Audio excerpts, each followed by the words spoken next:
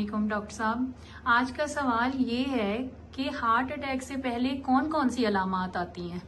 जी वालेकुम सलाम, बहुत शुक्रिया। अच्छा, ये सवाल बहुत सारे मरीज और आम आवाम के जहन में होता है कि जो हार्ट अटैक से पहले क्या निशानियां हैं या हार्ट अटैक से पहले कौन सी ऐसी 5 निशानियां हैं जिससे पता चल सके मरीज को हार्ट अटैक चल रहा है या हो रहा है या होने वाला है। तो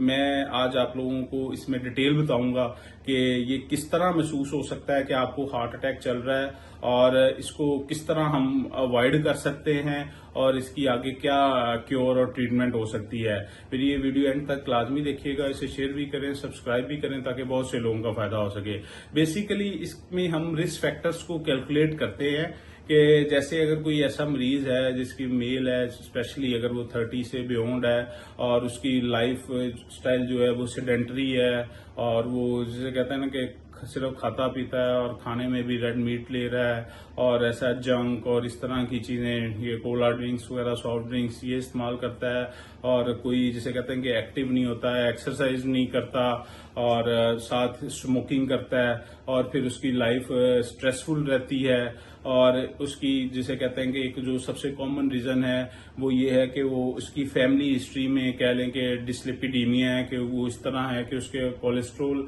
ज्यादा है उसकी फैमिली ट्री में और उसमें भी वो एक एलडीएल बैड कोलेस्ट्रोल जो दिल की नालियों को बंद करता है, एथेरोस्क्लेरोसिस करता है, वो ज्यादा होता है। और जो 5वीं कॉमन चीज ये है pre mature coronary artery disease के, जो आपके कह लो कि फैमिली में इस तरह होता है कि आपका मेल्स में 55 से पहले और फीमेल्स में 60 या 65 से पहले अगर दिल का मसला हो जाए तो, और विदाउट एनी रिस्क फैक्टर्स, ये जो मैंने आपको पहले गिनवाए हैं, तो इसका मतलब ये होता है कि इस फैमिली में आगे जो बच्चे हैं उन्हें दिल का अटैक हो सकता है या उनकी दिल की नालियां भी तंग हो जाती हैं विदाउट एनी रिस्क फैक्टर्स। ये तो वो 5 चीजें हैं जिसकी वजह से हार्ट अटैक हो सकता है। और अगर आपको ये चीजें पता है कि आप में ये डिस्लिपिडीमिया है, आपकी फैमिली हिस्ट्री में प्रीमेच्योर कोरोनरी आर्टरी डिजीज है, आप स्मोकर है, आपका सेडेंटरी लाइफस्टाइल है और आपकी डाइटरी हैबिट्स इस तरह की हैं, तो आप समझे कि आपको हार्ट अटैक हो सकता है। और ये ऐसी चीजें हैं सिवाय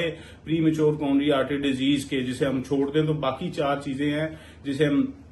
मॉडिफाइबल रिस्क फैक्टर्स कहते हैं कि ये अगर हम इसको कर लें, इसको ठीक कर लें तो हम हार्ट अटैक से बच सकते हैं। और ये है थोड़ा लंबा, जिसे हम कहते हैं कि ये इस तरह है कि आपको पता है आपकी ये सारी हिस्ट्री है, तो उसको आप आहिस्ता आहिस्ता कंट्रोल करके अपने हार्ट अटैक को प्रिवेंट कर सकते हैं। दूसरी वो चीज आती है कि अब किसी को नहीं पता कि ये चीजें हैं, लेकिन आपको फिर भी हार्ट अटैक से पहले कुछ ऐसी निशानियां होंगी कि उसमें एक तो कार्डियक अरेस्ट, मैंने आपको पहले भी कई दफा बता चुका, कार्डियक अरेस्ट अचानक होता है, उसमें किसी को नहीं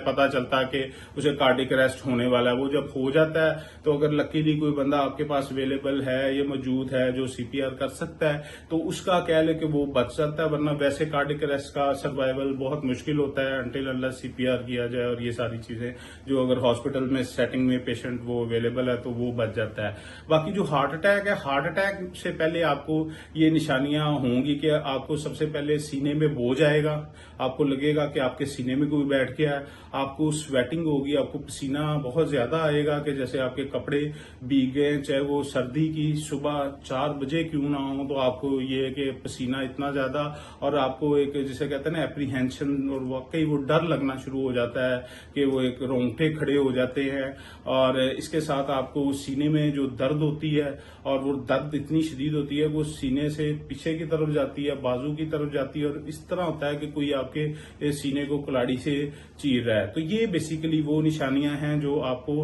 हार्ट अटैक से पहले पता चलती हैं। तो मुझे उम्मीद है कि आपको ये वीडियो पसंद आई होगी और ऐसी मजीद डिटेल वीडियोस के लिए मेरा चैनल सब्सक्राइब और शेयर करें। बहुत शुक्रिया।